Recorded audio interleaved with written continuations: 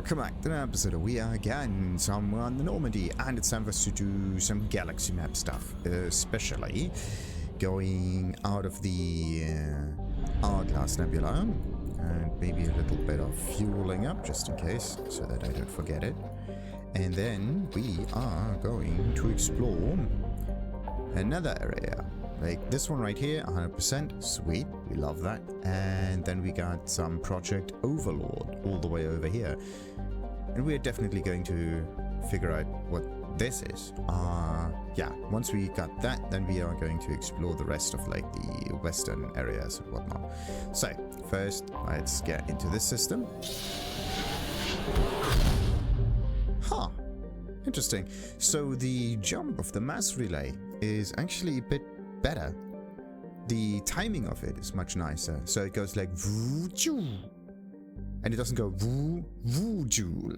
It's weird, but the interval at which it happens is just much nicer. Alright, so let's just scan everything in Tazra.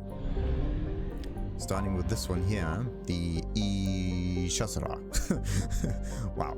A gas giant, Ishasara is composed mostly of hydrogen and nitrogen. Its orbit is in recent years has taken it close to the mass relay in this system, making it a popular stop for scoop ships to refuel the hydrogen in their thrusters before moving on. And we are going to scan everything out of this one. Oh, it's poor. That's actually interesting. Let's see. Probe away. Probe away. Isn't there like another mountain like right in the corner of it? Okay. There we go. Up and down and left and right. So Probe we get launched. 2 maximum mountains, and it says poor, but I can't really believe it because I would actually say that there is a decent amount of resources. Launching probe. Can't really be true. This is not a poor planet. It's quite decent, actually. So, let's see. This one. Launching probe. Yeah, do you want like 2 minimal E kind of mountains, or do you want like a slightly more maximum kind of mountain?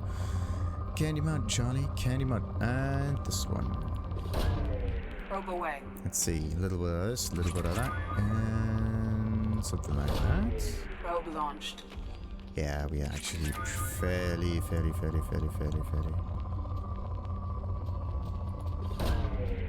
launched. Fairly good when it comes to the... Okay. Probe away. To the resource game. I'm just going to refuel after that planet. Got some more probes. Probesies. There you go. Let's get this one. Launched. Probably not much, right? 3,700? Yeah, 300 resources. The amount is actually really minimal. So if the line of the sensor is actually going very high, you get like 1,200 or something like that. But rarely do you get anything more than that. So let's get out of here. Quickly refuel. And this one. The Sarapai, ever upwards, is the second planet orbiting the white star Tazra. Sarapai's pressure cooker atmosphere of carbon dioxide and ethane serve as a greenhouse to an already boiling hot surface. Cobalt compounds are frequent found in its crust, giving spectacular blue tinges to its land. Scans from orbital probes indicate its crust contains deposits of platinum likely to be as unexploited as its sister planet Pahur. Alright, rich this time. Yeah, look at now. This is really rich. Almost makes sense. Okay, 5,200. And that turns into 5,200, 6,800. So you get 1,600 for a pretty much maximum. There we go. Kind of mountain like that one. So what did I say? 1,600, so 7,400 or something like that. Even more than that. Quite interesting. Oh, and another big one. Probe away. Alright, yeah, we are going to... Ooh, there was 2 big ones. Wasn't there one like... Yeah, exactly, this one. Probe launched.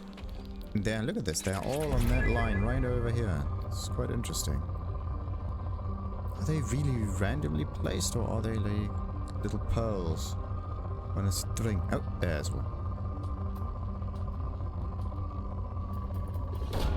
Okay, 80,000 turns into... Whoa, 82,200.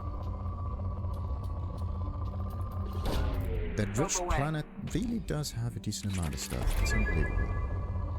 Nothing in this... Yeah, look at this. There's nothing here in the center at all. All of this stuff is... Whoa, okay. Probe launched. Just found somewhere in the poles. Look at this. Launching probe. A majority of scans just somewhere in the south. It's ridiculous. And another one. Probe launched.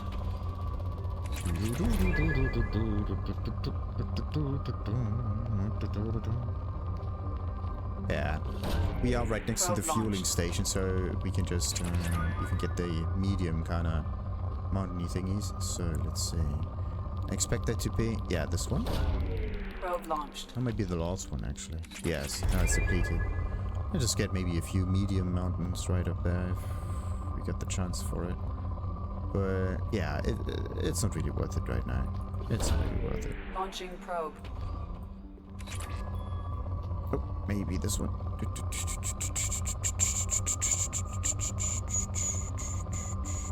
Nah, it's not worth it. Right, and this is pretty much it. So, the planet is scanned. Next up.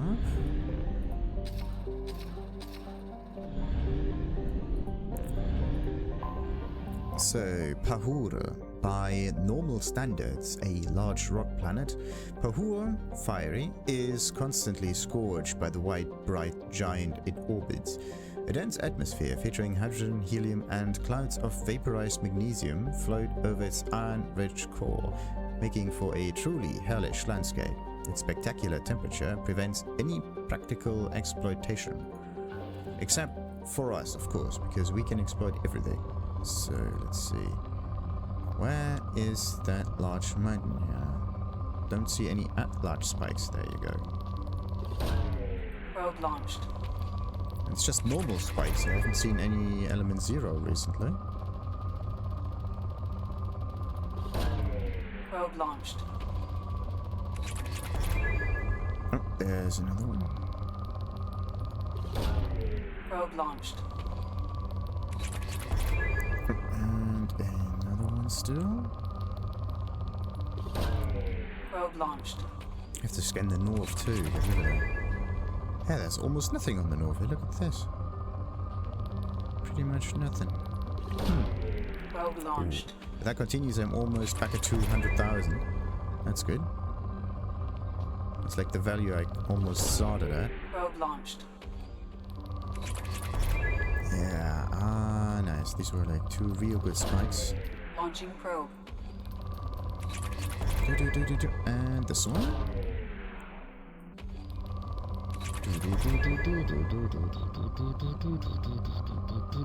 This one. Now it will probably turn into poor. Nah, it's depleted already. Okay. Can happen. Launching probe. Let's just get a little bit of medium stuff here, just in case, and then we are going to refuel and get to another system. There. Probe away.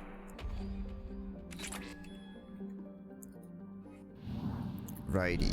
Time to refuel. Right.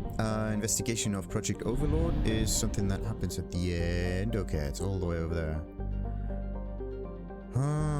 Will I actually be able to reach that system? Maybe. Yes, maybe. But I have to go back and forth. Oh, this one only has like 1 planet. Look at that. Ah, not even something special. Good. First discovered... No, Ikuna. First discovered by the Quarians at the turn of the century. Ikuna is habitable, but a second-tier choice for most species. Circling an orange sun, Ikuna averages below freezing temperatures. This led development firms to colonize at the planet's equator, where the climate is tolerable for agriculture. The Quarians, seeking a homeworld of their own, petitioned the Citadel Council for the right to take over Ikuna, but they had already settled a few 100,000 Quarians on the planet before approaching the Council. Seeing this occupation as an illegal act, the Council turned a deaf ear to Quarian pleas and gave the world to the Elcor, who could withstand the high gravity of the world far better. The Quarians squatting on their planet were given 1 galactic standard month to leave, at which point their colonies would be bombarded. The junk left behind by the fleeing Quarians clogs up a portion of the landscape to this day. Non-Elcor visitors to Ikuna are advised to use personal or vehicular mass effect fields to lighten the pressure, as the surface gravity will otherwise cause health and mechanical problems. So why would the Quarians want to be on this planet if this one has like 4.1 Gs? That's ridiculous. I mean, there are a myriad of other planets out there, and there's no reason to take this one. Elcors, yeah, they can go for their heavy stuff. Maybe even Krogans or whatever. That would make a bit more sense. I mean, yeah, sure, Quarians need a homeworld or whatever, but... Launching probe.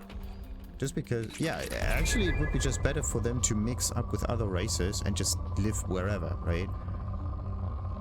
That would mean... That would actually make... Oh, now I know why they wanted to get this planet. It's rich in element zero. Okay. Makes sense. Cheesy fellows. Probe launched. They wanted an element zero planet. Makes absolute sense. Probe launched. I mean, still, this is not the only element zero planet, and just because a planet has element zero doesn't mean that you should take it. It would be much better for you to just leave it to other races for them to to mine, right? And then to sell it on the market. The more sellers there are for certain materials, the lower the price for it, and the easier it is for you to buy. And because Quarians are pretty much always, trading pretty much, that would make it easier for them to actually gather the resources without them actually mining it. They are a trading faction. They should behave like that. Be happy that there are other people doing the dirty work. Okay, let's see. Probe launched.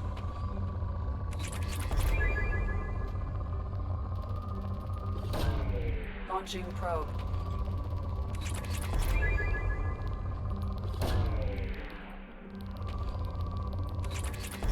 So, what do we got? There is another one. Probe launched. There may be like 1 or 2 more element zero spikes on this planet though. Maybe. Right next to it. And then there was one in the middle. There, this one. Launching probe.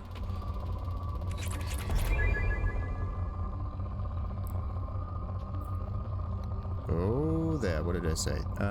Well, 1 or 2 element zero spikes. This is just 1 spike. And now it's depleted. Okay, so maybe there's like a medium-ish element zero spike somewhere that you don't quite know yet. Launching probe. The question is, will I actually be able to get back to the mass relay or not? Let's see. It's like a medium spike here. It's not really worth it. Actually, I just want to use the last few. Yeah, okay, let's do it like that. Let's get out of this system here and use the few remaining things to go to Typhon. And then let's hope this works. Slowly, slowly, slowly. There you go. So we don't overshoot. Oh. Ah, come on. That's a tricky one. So let's take this one. Pornos. Pornos is a typical hydrogen-helium gas giant. It's once vital helium-free refining machinery in orbit around the planet was destroyed in one of Aite's many wars, and Aite's extra-planetary trade suffered severely as a result. The dictators of Aite are not pleased with this situation, but they consider it a bad strategic move to be the first to start work on a refinery before eliminating any chance of other nations or planets seizing it. Interesting. So, what do we got? Good. Okay, good means not that many spikes, which means we may be able to get most of it out with just 13 probes. Launching probe. Maybe even less. Okay, that was the first one. Second one. Probe launched. And there's another one still. Probe away. All of them right next to each other, pretty much. I mean, we could get that one. Launching probe. It's a bit too greedy for the medium spikes, which is a bit... makes absolutely no sense. You should... if you play this game, you have to adopt the abundancy mindset when it comes to scanning planets. Otherwise you will get crazy. Let's see. Yeah, abundancy mindset. Also, that mindset helps if you play other gathering games. Well, gathering games, mining game, like Rift Breaker, for example. That's one where it's kind of detrimental to min-max too much. I mean, you can min-max, but it's just easier to build it, like any kind of building, even if it's just very inefficient. As long as you build it, that's okay. So, oh, look at that. We already got most of it. Let's see. I mean, I could get a little bit of medium stuff like that with one probe, and that would be good. Alrighty. Let's get off of this one and do a little bit of mining on this planet over here. The Moros. Moros is a small rock planet with a thin nitrogen and carbon monoxide atmosphere. Each city-state of Aite claims the right to exploit the planet for its heavy metal deposits. Individual city-state governments maintain free small habitats on Moros, as far away from one another as possible. Nevertheless, the planet's wars have extended here, and the habitat infrequently sent commando teams to assault each other in small unit actions. Travel advisory. The inhabitants of Moros have set large numbers of anti-personnel and anti-vehicular mines at common choke points across the planet. Records of the mines' locations are extremely unreliable. Civilian travel is not advised. How many do we have here? 27,000 people.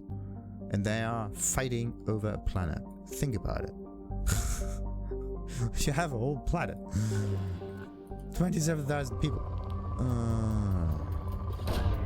Launching probe.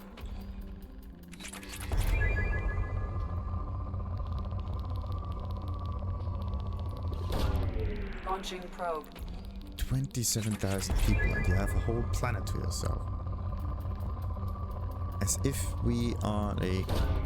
Probe away.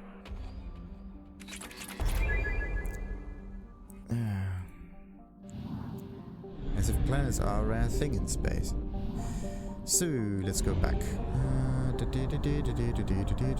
have used half our fuel. It could be that if you only have very little fuel left, that the usage of the fuel maybe even go down so that you will always get back to the mass relay. The other way would be, okay, what happens if we are running out of fuel? What would happen then?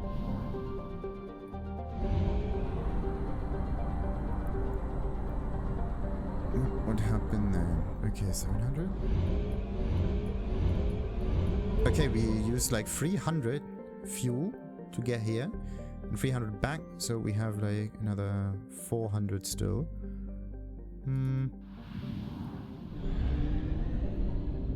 Alright, let's see about the scanning stuff. Maybe I can get the whole thing done with just 30 probes left. Alright, another Probe biggie. away. Oh, wait. I just saw some element 0 spikes here. Do I want to use the element 0 stuff here? Would it be just a waste? Would it be just a waste? I mean, how much element 0 do you even need in this game? That's the real question. 40-something thousand. Probe away. It's kind of a ridiculous amount. You get 500 out of some caches sometimes. So it's like, yeah, 500 is what, like 1%, let's say. Oh, and another one. Yeah, you don't need to go for the small mountains. Just go for the medium, big mountains on the element 0 stuff. When it comes to the rest, just go for the big mountains. The big spikes that do make sounds. If you... Oh, there was another one. Up and there. Launching probe.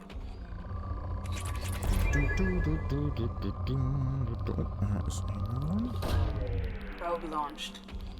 Okay, moderate. What was that spike just now? Probe launched. Let's just hope that this goes to poor. Alright. So maybe it...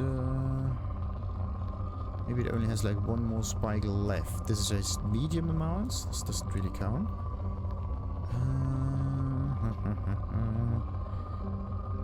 Yeah, then there is this element 0 thingy somewhere in the middle. Thing is, where is this last huge spike that it could be, but no. I think it's a much larger spike that I just haven't really come across yet. That one. Might be it.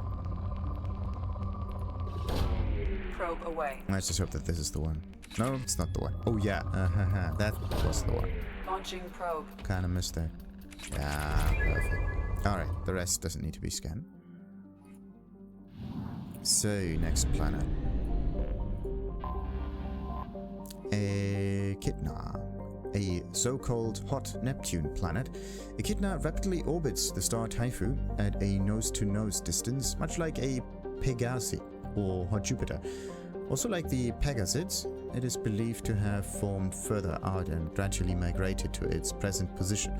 Its core is higher in rock content than Sol's Neptune, the consequences of attracting asteroids and other debris as it journeyed through its solar system.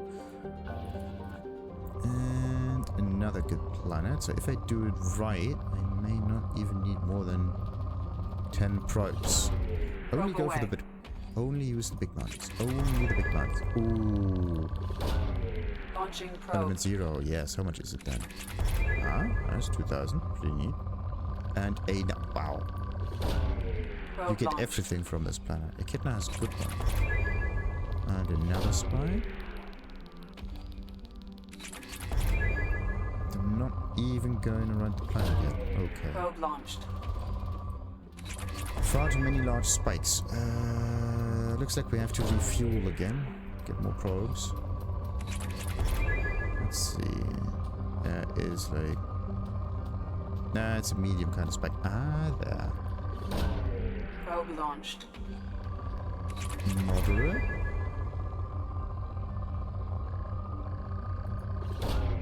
Probe away.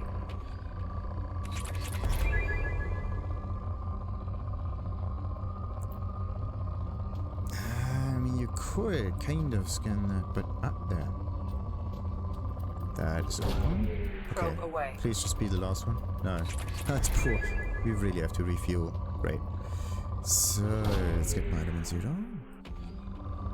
Yeah. Let's just get as much as we can. Why not? Launching probe. It's probably... okay, that might be the last one. Launching probe. Good, now it's depleted. Where it's supposed to. Good. So, now, last planet. Aite. Aite is an Earth-like world with a variety of habitable land ranging from deserts to jungles to tundra. It also possesses faint rings, an unusual feature for a non-giant planet. The rings contain rocks up to a meter in length and a white dust cloud that stretches nearly 23,000 kilometers from the center of the planet. This impressive celestial phenomenon, however, is dwarfed by the fact that Aite's largest moon, Aite, is in an unstable orbit and is predicted to impact the planet within the next 2 centuries. Knowing that any Aitean venture is living on borrowed time, colonial population and investment has been orders of magnitude less than other garden worlds. 1.5 million people. Wow. And it's going to collapse. Wait, I can't even scan Aite. That's actually quite interesting. Alright, let's land on this thing then. No probes needed. Sweet. So, which one do we go for? I mean, I could... why don't we just get Jackie? Yeah, I mean, a bit of shockwave, a little bit of pull and whatnot. Heavy pistol shotguns. Yeah, the only other one that's also a good biotic is Jacob. Also, pull, incendiary ammo. I mean, incendiary ammo would actually be helpful, but Jackie... oh, cycle appearance, look at that. Nah. Yeah, no. Yeah, no.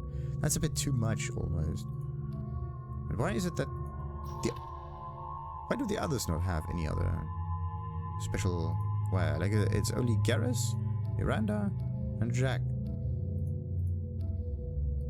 Weird. Okay, so heavy pistol shotguns? Yeah, heavy pistol shotgun, same thing. Shockwave, pull, warp ammo. Huh, look at that. You have different kind of ammo. Let's see. Why don't we just have two... yeah, two biotics. Let's go Jackie and Jacob. 2J, JJ. Our JJ Abrams. So let's see. A little bit of Jackie. He gets the bonus on the incendiary ammo with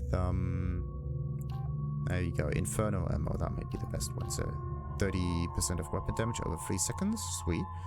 Recharge, whatever. Burst radius sounds like fun, and we're going to accept that. Now, where do we place the other points? Like, barrier might actually be a good one. Creates a shield that soaks huge amounts of damage. Yes.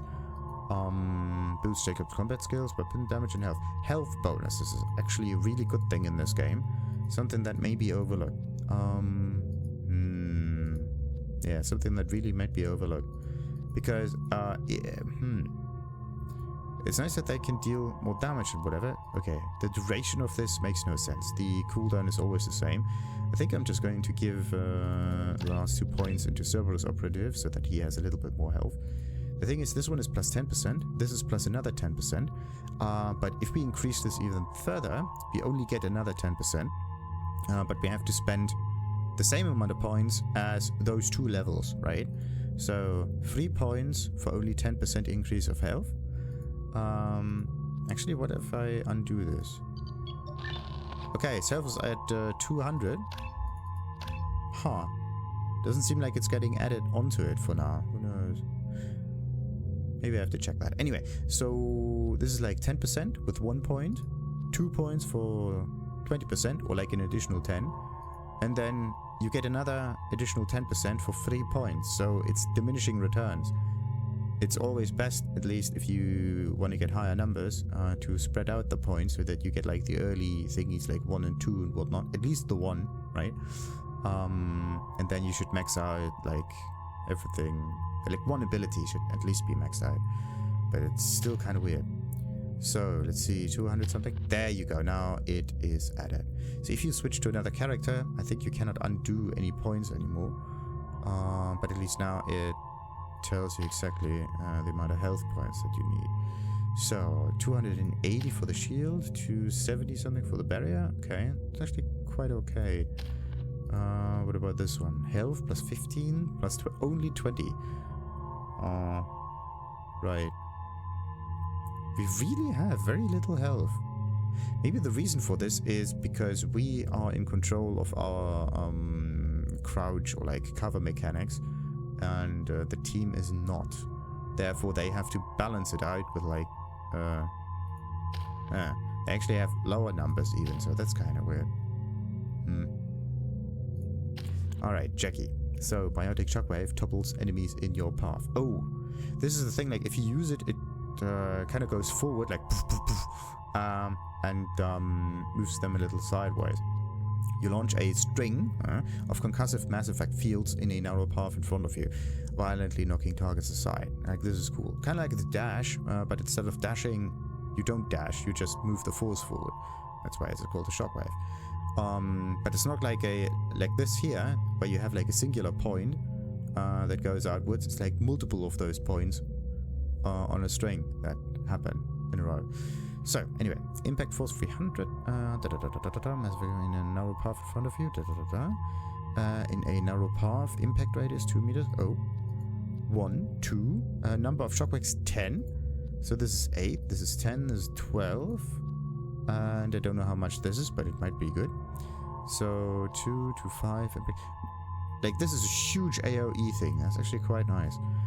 The other thing would be to use pull in order to get enemies out of cover situations.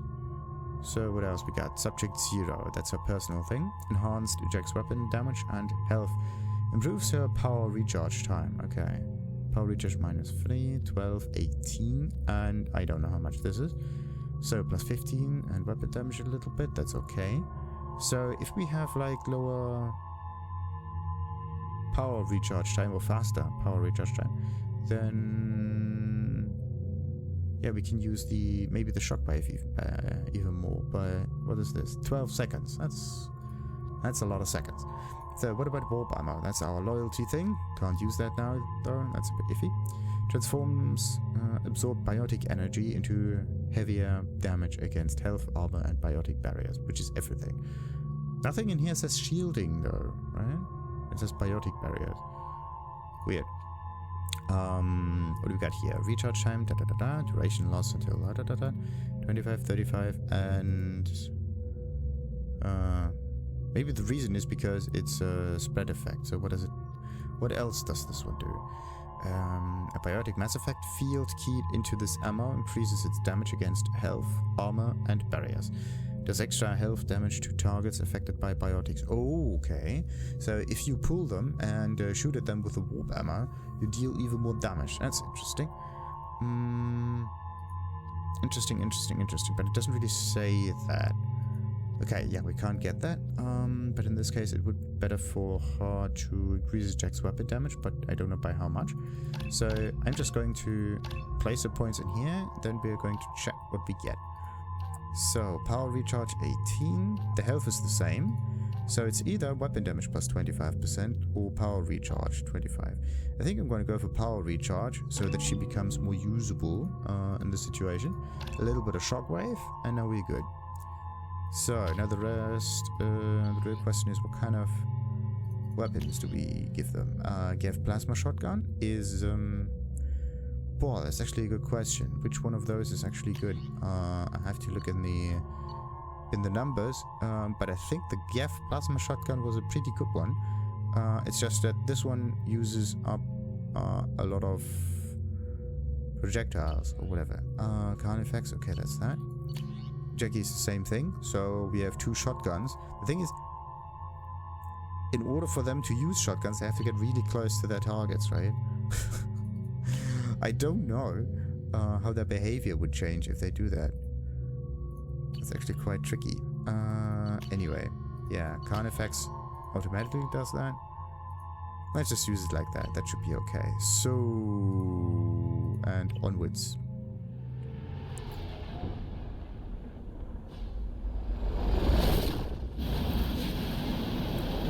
Oh, look at that. We have a gun on our ship. Since when do we have that ship? Since when do we have an upgraded landing ship? Thank God you came. My name is Dr. Gavin Archer. The situation is urgent. We're facing a catastrophic VI breakout. I'll explain the details later, but you must retract that transmission dish. The controls aren't far from your position. You have to hurry. Let's just hope that it's not a time-sensitive thing. So, we're gonna give him a little bit of this, and that is that. Then a little bit of pull. Wait. Okay. So, and just in case, switch up.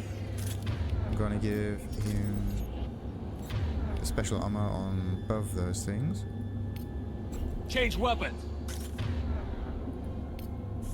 Switch up. Okay. Short thing.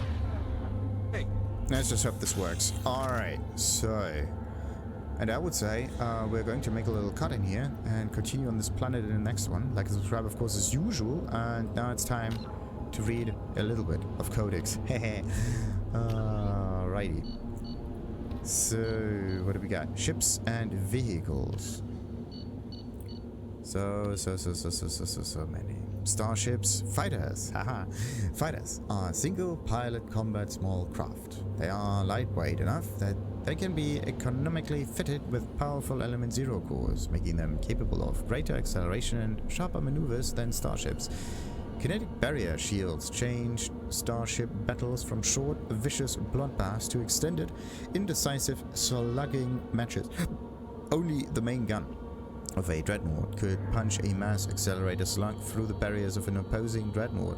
This changed with the development of the fighter-launched mass disruptor torpedoes, a short-range weapon that can penetrate kinetic barriers to destroy their projector assemblies. Starship Guardian defenses must be overwhelmed through swarm tactics. Fighter groups can take heavier casualties, pressing their torpedo attacks home. Once fighter-launched torpedoes have crippled an enemy's barriers, the mass accelerators on frigates and cruisers can make short work of them. Interceptors are a type of fighter optimized to attack other fighters. With no ability to damage starships, interceptors are used to screen friendly units from incoming fighter attacks. The next one, the heat management, very important. Dispersal of heat generated by onboard systems is a critical issue of a ship. If it cannot deal with heat, the crew may be cooked within the hull. Radiation is the only way to shed heat in a vacuum. Civilian vessels utilize large, fragile radiator panels that are impossible to armor. Warships use diffuse radiator arrays, DRA, ceramic strips along the exterior of the armored hull. These make the ship appear striped to the thermographic sensors. Since the arrangement of the strips depend on the internal configuration of the ship, the patterns for each vessel are unique and striking. In older ships, the DRA strips could become red or white hot, dubbed tiger stripes, and war paint by humans. The glowing DRA had a psychological impact on pirates and irregular forces. Strip radiators are not as efficient as panels, but if damaged by enemy fire, the ship only loses a small portion of its total radiation capacity. In most cases, a vessel's DRA alone allows it to cruise with no difficulties. Operations deep within a solar system can cause problems. A ship engaged in combat can produce titanic amounts of heat from maneuvering burns and weapons fire. When fighting in high heat environments, warships employ high-efficiency droplet heat sinks. In the droplet system, tanks of liquid sodium or lithium absorb heat within the ship. The liquid is vented from spray nozzles near the bow as a thin sheet of millions of micrometer scale droplets. The droplets are caught at the stern and recycled into the system. The droplet system can sink 10 to 100 times as much heat as the DRA strips. Droplet sheets resemble a surface ship's wake through the water. The wake peels out in sharp turns, spreading a fan of droplets as the ship changes vectors and leaves the coolant behind. And sensors. Light lag prevents sensing in real time at great distances. A ship firing its thrusters at the Chown relay can be easily detected from Earth 5.75 light hours or 6 billion kilometers away. But Earth will only see the event 5 hours and 45 minutes after it occurs. Due to the light speed limit, defenders can't see enemies coming until they have already arrived. Because there's FTL travel and communications, but no FTL sensors, frigates are crucial for scouting and picket duties. Passive sensors are used for long-range detection, while active sensors obtain short-range, high-quality targeting data. And passive sensors include visual, thermographic, and radio detectors that watch and listen for objects in space. A power chip emits a great deal of energy, the heat of the life support systems, the radiation given off by the power plants and electrical equipment, and the exhaust of the thrusters. Starships stand out plainly against the near absolute zero background of space. Passive sensors can be used during FTL travel, but incoming data is significantly distorted by the effects of the mass effect envelope and Doppler shift. Active sensors are radars and high-resolution laser detection and ranging, that emit a ping of energy and listen for the return. Lasers have a narrowed field of view than radars, but later resolution allows images of detected objects to be assembled. Active sensors are useless. when a ship is moving at FTL speeds. And the next one is just something about the thrusters. A mass effect drive core decreases the mass of a bubble of space-time around a ship. This gives the ship the potential to move quickly, but does not apply any motive power. Ships use their sublight thrusters for motive power at FTL. There are several varieties of thrusters, varying in performance versus economy. All ships are equipped with arrays of hydrogen-oxygen reaction control thrusters for maneuvering. Ion drives electrically accelerate charged particles as a reaction mass. They are extremely efficient but produce negligible thrust. They are mainly used for automated cargo barges. The primary commercial engine is a fusion torch, which vents the plasma of the ship's power plant. Fusion torches offer powerful acceleration at the cost of difficult heat management. Torch fuel is fairly cheap. Helium-3 skimmed from the gas giants and deuterium extracted from seawater or cometary bodies. Propellant is hydrogen, likewise skimmed from gas giants. In combat, military vessels require accelerations because the capability of fusion torches beyond the capability of fusion torches. Warship thrusters inject anti-protons into a reaction chamber filled with hydrogen. The matter-antimatter annihilation provides unmatched motive power. The drawback is fuel production. Anti-protons must be manufactured one particle at a time, and most antimatter production is done at massive solar arrays orbiting energetic stars, making them high-value targets in wartime. The exhaust of fusion and anti-proton drives is measured in millions of degrees Celsius. Any vessel caught behind them will melt like wax in a blowtorch. Oh, you can actually make a flip and burn with that. That would be quite interesting. Any long-duration interstellar flight consists of two phases, acceleration and deceleration. Starships accelerate to the halfway point of their duration, of their journey, then flip 180 degrees and apply thrust on the opposite vector, decelerating as they finish the trip. The engines are always operating and peak speed is attained at the middle of the flight. Yeah, interesting. So you could either do this, or you could just boost at the beginning, wait a long time, and then do the opposite boost at the end. So instead of boosting halfway and boosting the other halfway, you boost like a quarter of it, wait, and boost the other quarter of it in order to conserve fuel. That would also be another thing. But anyway, the interesting thing about all of the Starship and thruster business in this installment, in the second version of Mass Effect, is that they don't say anything about a purely gravitational drive. All of this is just rocket stuff. The only thing that they use the Mass Effect thing for is in order to lower the mass of an object to accelerate it easier. But they don't use, or they don't use the mass of objects to move them. Like they don't use the mass effect to propel them. They only make the mass lower for it, which is weird, right? That is actually the weird bit about it. In the first installment, there was a description of some thrusters saying something about like a change of space happening in front of the ship, so that the ship falls forward. There was a very special drive that was able to do that, and that only the Normandy kind of had, or maybe some other ships. But anyway, this was a very different way of moving the ship forward without using any thrusters. But nothing in here says anything about that technology. Or maybe some other Codex entries have that, but we are going to figure that out a little bit later. So for now, let's end it, as I said, like and subscribe. Just how I like it. And then we're going to have a little fun with those two shoddy users.